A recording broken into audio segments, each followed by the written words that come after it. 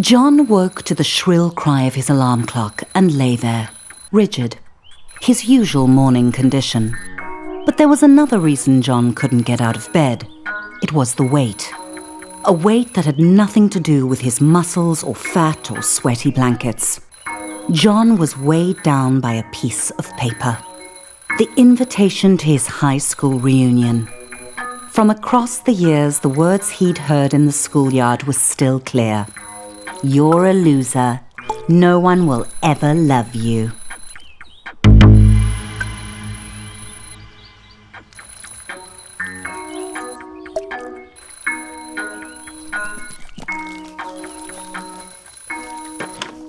John needed to shower and wash off the sweaty stink of desperate sadness.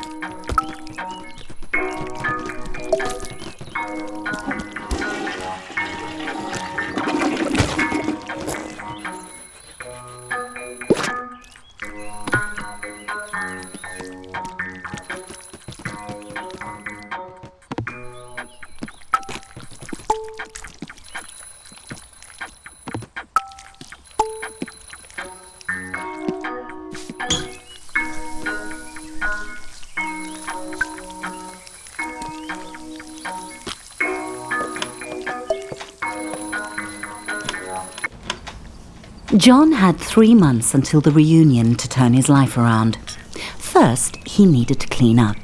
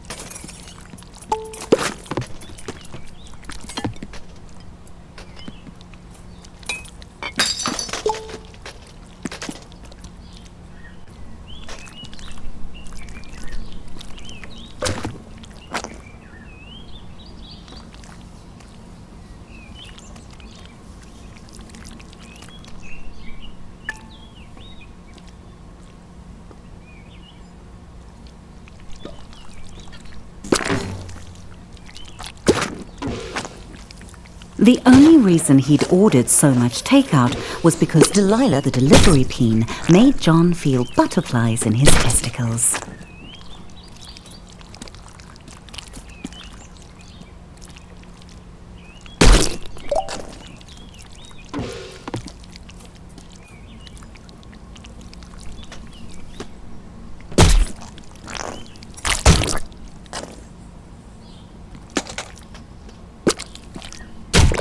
John suddenly realized the time. Distracted by his new drive to improve his life, he had become late. He needed to hurry, or he'd miss the bus to work. John had left his apartment late, but if he caught the express bus, he might make it to work on time. John didn't really like his job, but it had two qualities in its favor. One, he could pay his rent, and two, Barbara. Currently John's top candidate for his reunion date.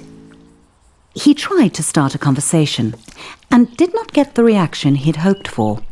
It was probably because he was a minimum wage peen. She could probably sense it. John noticed a moderately attractive peen waiting at the stop. The office hummed with cold fluorescent lighting. The air was cold and stale, lifeless. How long had John worked here? Long enough to deserve better.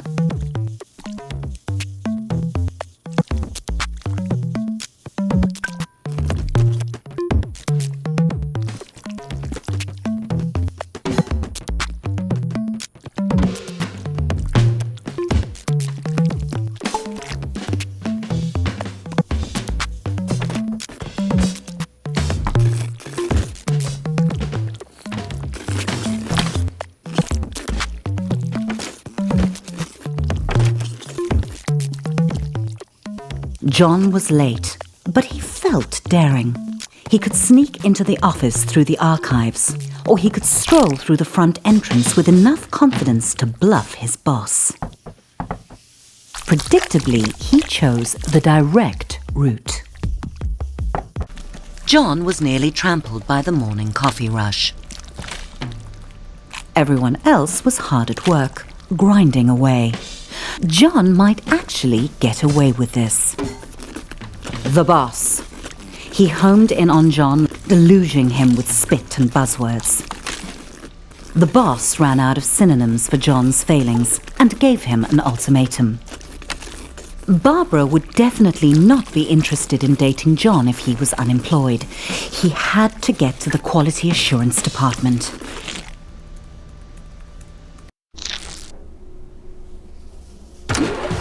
There might be a faulty dildo just waiting to cost the company millions in lawsuits.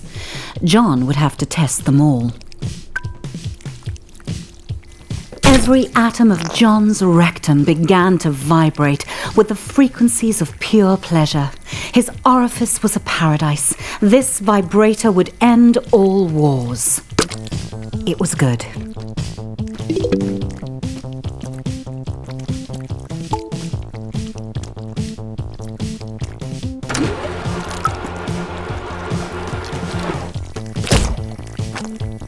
That one was good too. The Prostate Pounder X900 series, the most advanced vibrator on the market. Sweet mother of no, John, that's too much pleasure for one anus to handle.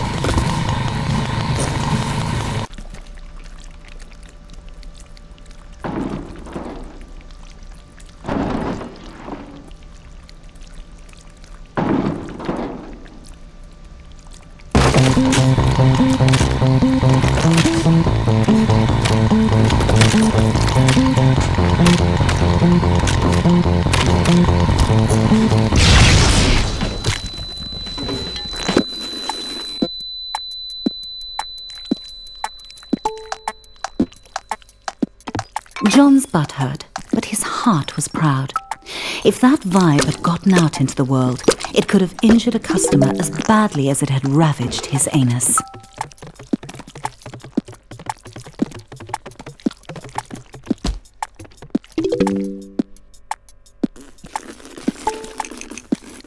The boss arrived, and congratulated John on taking one for the team and jumping on the hand grenade, or in this case, putting it up his butt.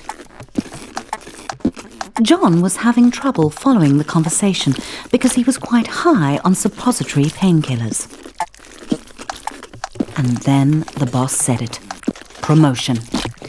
Finally, the company was recognizing John's hard work and ignoring his minor faults like lack of talent, constant lateness, and flatulence.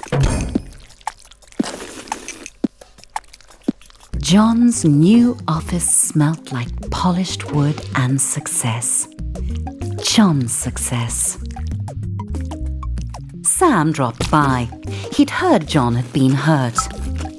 John said he was fine. He wasn't a softie to complain about a mildly ruptured rectum. Besides, he had a promotion to celebrate. John had met Sam in college during a sports ball game. He'd given him some stiff competition. Even when he won, Sam never acted like he was better than John. They'd started at Flesh Corp product testing together.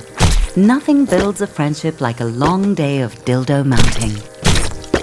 Yes, John had known Sam for a while. But John couldn't hang out with Sam. He had a reunion to prepare for. He was going out with Barbara tonight. He just had to ask her.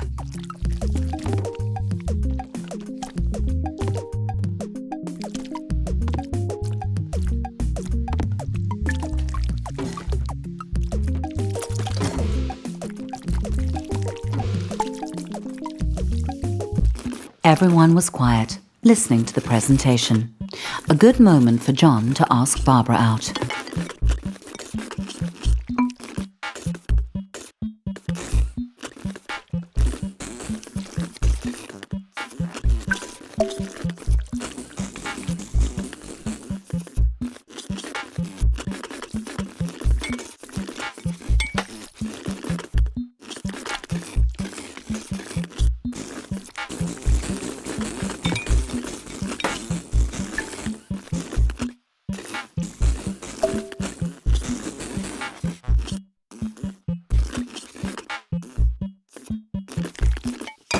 That's not Barbara, John.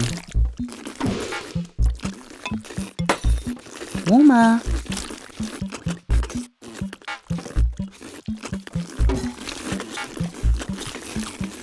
Barbara agreed.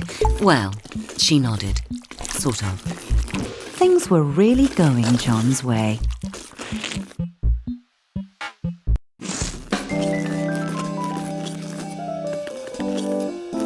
John tried to act as suave as possible and listen to Barbara talk business.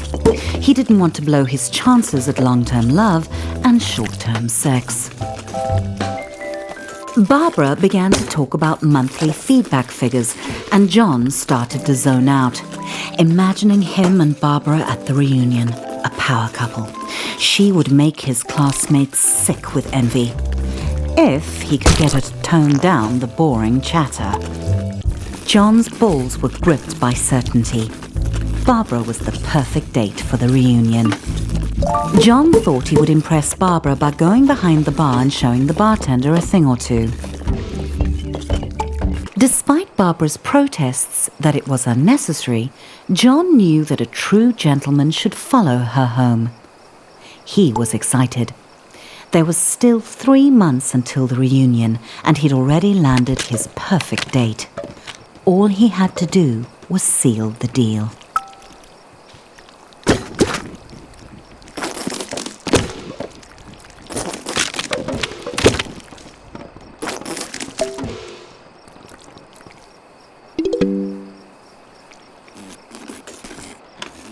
Barbara thanked John for the evening and politely did not invite him inside for coffee or sex, even though John had dropped some pretty obvious hints he'd be into both, or just the sex.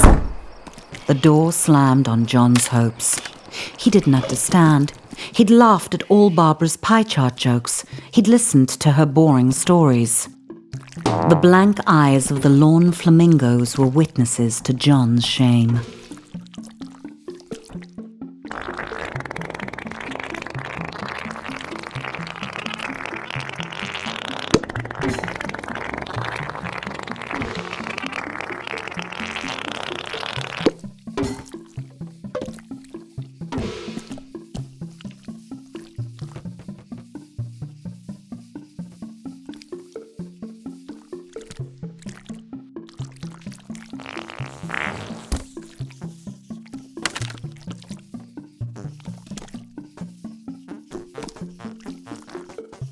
John felt empty. How could he get love? He felt like he was missing something, some key to attracting sex. But John was shooting blanks. What did Peens want?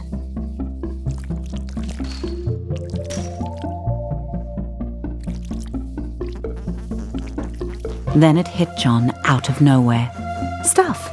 He had the success. He just needed to show it off. But where was John going to get all the stuff he wanted? John needed a sign.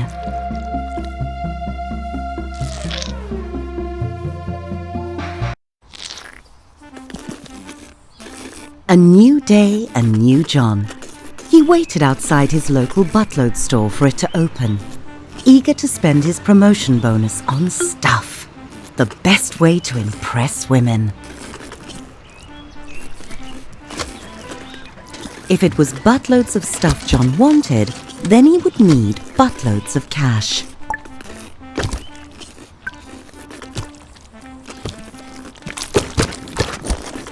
There's nothing like a rectum full of money to make a peen feel like a man.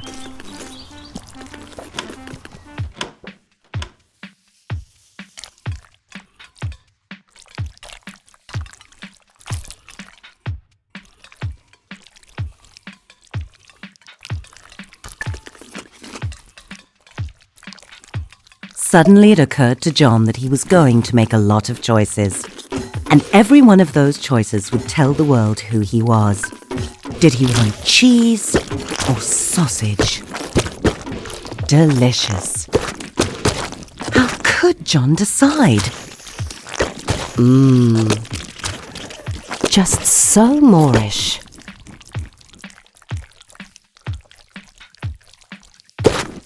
Maybe one more. John swallowed the last of the snacks and his self-respect. What would a date think when they sat in John's home? Comfort or style? John went with comfort, plus it matched the couch he already had. John weighed up all the differences, but this was a tough choice. John chose the extremely, obviously bad TV.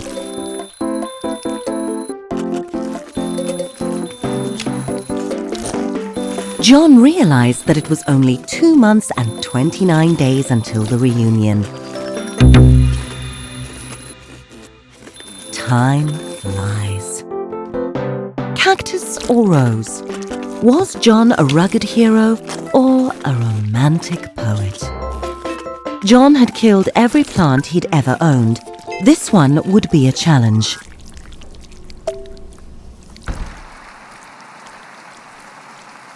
There was nothing John could take with him to the grave.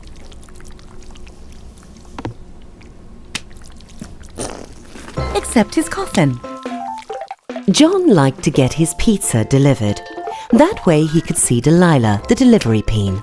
She always made him smile. Delilah thought pineapple on pizza was gross. This way, she would never know John's shameful tastes. What bedding would Delilah prefer? John couldn't help wondering. Pizza sheets would show her that John could also deliver in bed. Devoid of any sense of style, buying new clothes would be John's toughest challenge. He bought an outfit without trying it on. It was a hula skirt. I thought you should know that much. It's not flattering. Music, the food of love. Should John go retro sophisticated or just retro? John's personal nostalgia was more important than sound quality. Every can was made of metal, pulled from the bones of the earth, wrestled to the surface and smelted in roaring furnaces. All so John could buy peas preserved in salty water and stick them up his butt. John's new purchases were on the way to his apartment. All he had to do was invite a date over. One look at all his stuff and they'd be overwhelmed with sexual desire.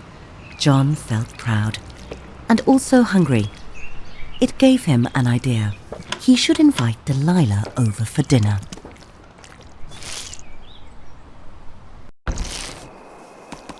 John was excited. Delilah was on her way. He just needed to set the mood to romance. Classy.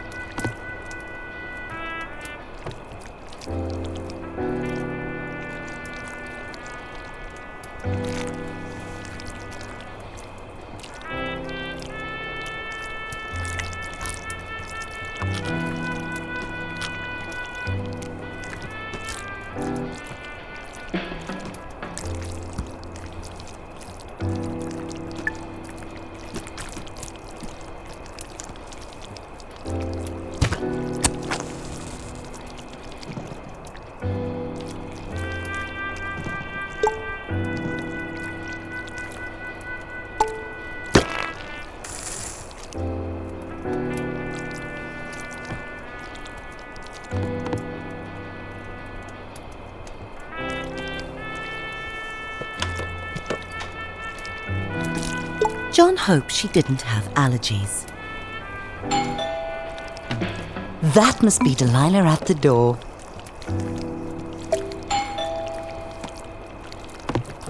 The door opened and there was Delilah. John gulped down his nerves and invited her in.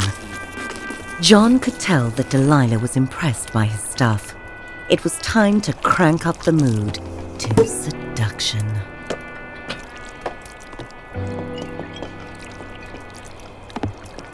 John wanted to offer Delilah wine, but he'd already popped his cork. Delilah started looking as nervous as John felt. He assumed it was because she was shy too. They really were compatible. Of course, at the reunion, he couldn't mention Delilah was a delivery peen. That would be embarrassing. Delilah suddenly headed for the door. And just like that, John was alone again. Delilah hadn't even looked at his stuff. Not even the pizza bedspread. The rejection burned. John felt insignificant. He had everything he wanted. The job, the money, the stuff. So much stuff. He wanted to destroy all of it. Shove it into the abyss. His stuff didn't matter. He was a shaft in the machine.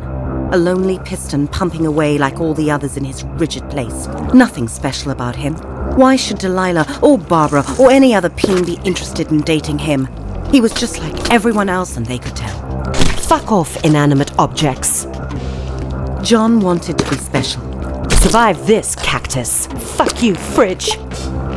But he had to face the numb truth. He wasn't. Take that, TV. Die, couch. And all the money and stuff he'd ever accumulate wouldn't change that. He thought it would make him unique, but it just made him more like everyone else. He should leave it all. Get out of this little town and go on an adventure. See the world. You're dead, technology tapes. Get out of here, lamp. He was a boring corporate drone, but he didn't have to be. He could be a traveler, exploring jungles and climbing mountains. He could visit the wonders of the world and get his picture taken. Begone, boxes! Like Peony Island, the unspoiled paradise he'd seen on TV. That was it. John had to travel. Bags packed, John was ready to put 5,000 miles between him and his problems. He was leaving it all behind, including his luggage. John was so close, he could almost smell the freedom of the skies. Security sent John back through the detector.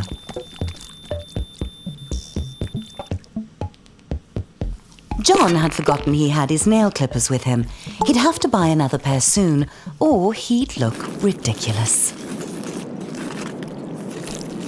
When the acceleration of takeoff had slackened, John felt a sweet relief.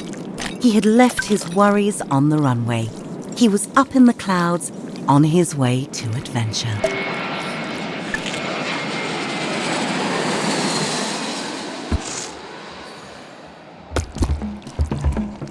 John's adventure had begun at last, and clearly it was a small world after all, and also a flat one.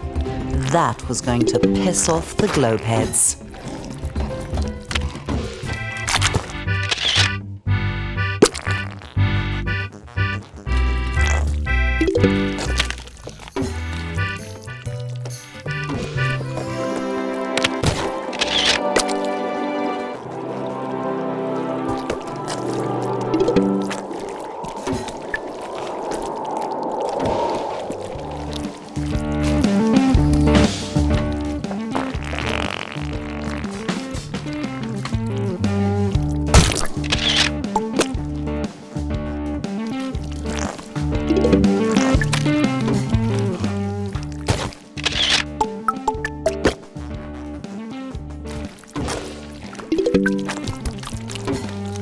John was having fun, but something told him he needed to go home.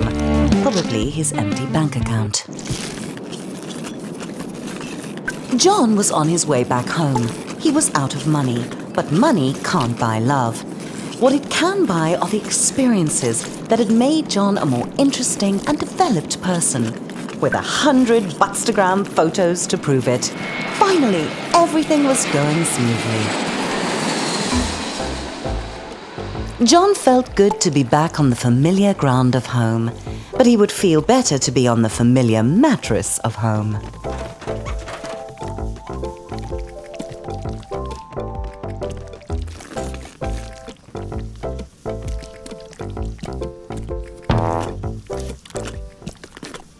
Despite John's swell of fresh optimism, traveling was exhausting, and he just really wanted to get home and get some sleep.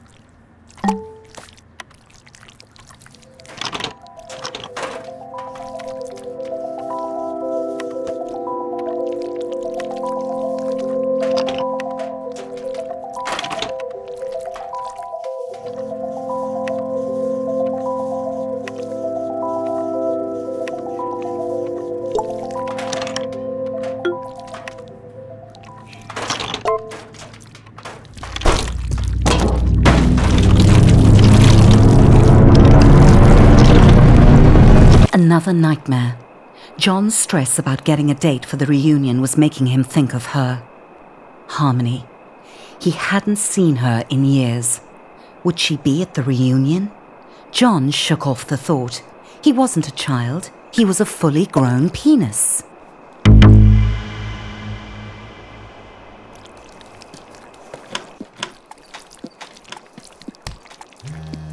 John's butt started to buzz. Had he left a vibrator up there? Whatever it was, he should get it out.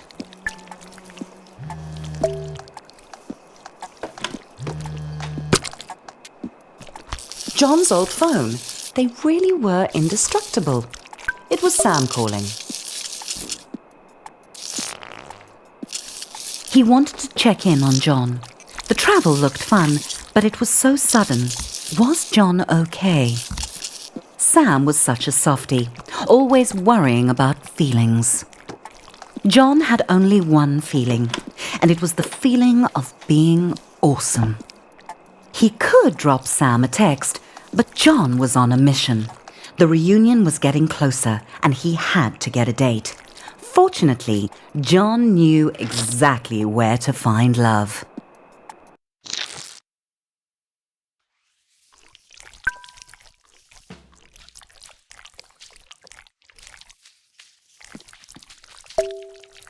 John held his breath. He was about to meet his match.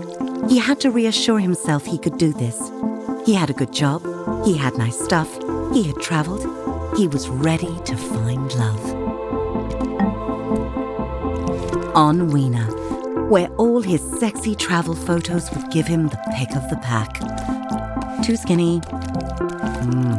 Hot. Too short. Sexy.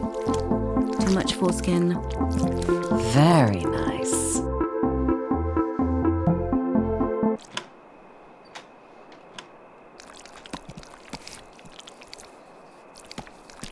Yep, the pick of the pack.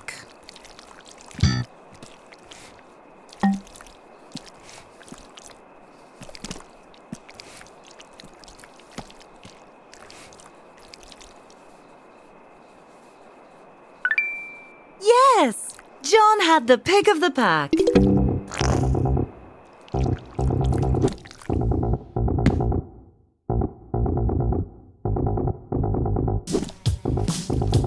John valued honesty in a date, but he had been expecting a different kind of dirty. A sexy and much more hygienic kind.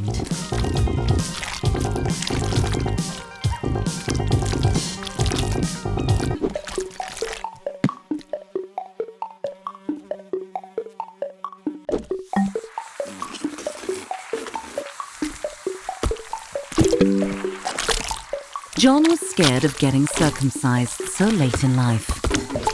Oh, better put that on ice. It'll be okay, John. Chick sticks cars. I hope.